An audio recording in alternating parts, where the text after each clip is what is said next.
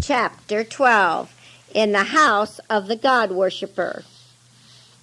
"Mother," said Clever Queen's new mother one day as they were going home through the jungle, "next day let us go to the white man's house. You said you saw his babies. I too want to see them. I'm not afraid any more. They can speak our words. Will he let us go into his house?" "Aye, surely he will," answered Grandma. "I like to go into his house myself. Mama, she cooks all kinds of bread, and sometimes she lets us taste it. Many times I have gone. Tomorrow we shall go again." So the next day they started out a little earlier than usual and arrived at the dispensary before Thar had come. "Good," said old Grandma. "We shall go at once to his house, and maybe we shall see him eating. He eats with his wife and his children at the same time, not like us. They sit on big, tall chairs at a table with high legs. It is all very wonderful." They quickened their steps and arrived at the mission bungalow, went slowly and timidly upstairs. Sure enough, my family and I were at breakfast. So, very quietly they entered and sat on the floor in the doorway of the dining room. "Ho, Grandma," I said, as soon as I saw them, "have you eaten your rice?" "All finished," she replied. "You've come early today, Grandma," I said. "Yes, Thar. Clever Queen's mother said she would like to see your babies, and we've brought you a little present." She arose and from her basket produced 5 duck eggs. "Thank you so much, Grandma," I said, and seeing that we were pleased with her gift, Grandma smiled all over. You can imagine how people smile all over, can't you? Well, that's the way Grandma smiled. And then we chatted about Clever Queen and how happy we were living up here in the jungle among such kind people, and soon our breakfast was all over. "Come sit in the front room, Grandma," I said. "You know we are God worshippers, and we have a custom to pray to God every day. Wouldn't you like to see how we do it, and listen to what we tell him?" We all moved into the front room. Mama had little Lenny on her knee. Elaine sat near me, and we had the morning watch text for the day. Next, we took a few questions from the Sabbath school lesson, and then we got down on our knees to pray. Grandma didn't know what was going on or what was going to happen next, and began to go out. But I said, "Don't go, Grandma.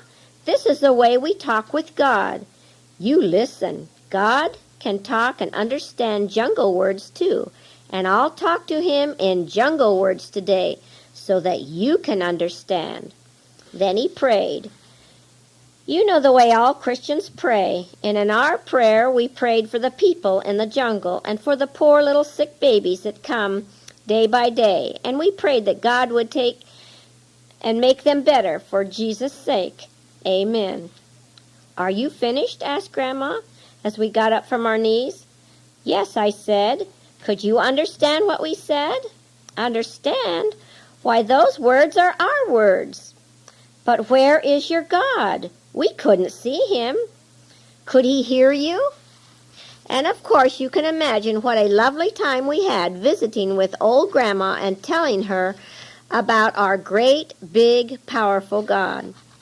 Then it was time to go to the dispensary, so I went out of the room into the back veranda. Mama had gone to the kitchen for something, and Elaine ran to the bedroom and brought out her doll. As Elaine came out with her doll, old Grandma and Clever Queen's mother must have thought it was another little baby. They watched Elaine dress it, and then Elaine must have dropped it, for by the time I was just leaving the foot of the stairs, a terrifying scream came from the living room, and the next minute Clever Queen's mother came rushing out to the kitchen. "She's killed it! She's killed it!" she screamed. Mama ran inside and finding everything all right, said, "Elaine, what is the woman screaming about?" "I don't know," said Elaine. But by this time we all knew, for both old Grandma and the mother were staring, petrified, at Elaine's doll. "It's killed! It's killed!" she said. We all laughed and tried to explain that it was only a doll and wasn't really alive, and that it could fall down without being hurt too much, and we tried to give them the doll to examine, but they pulled away, and it was a long time before either of them would dare to touch it.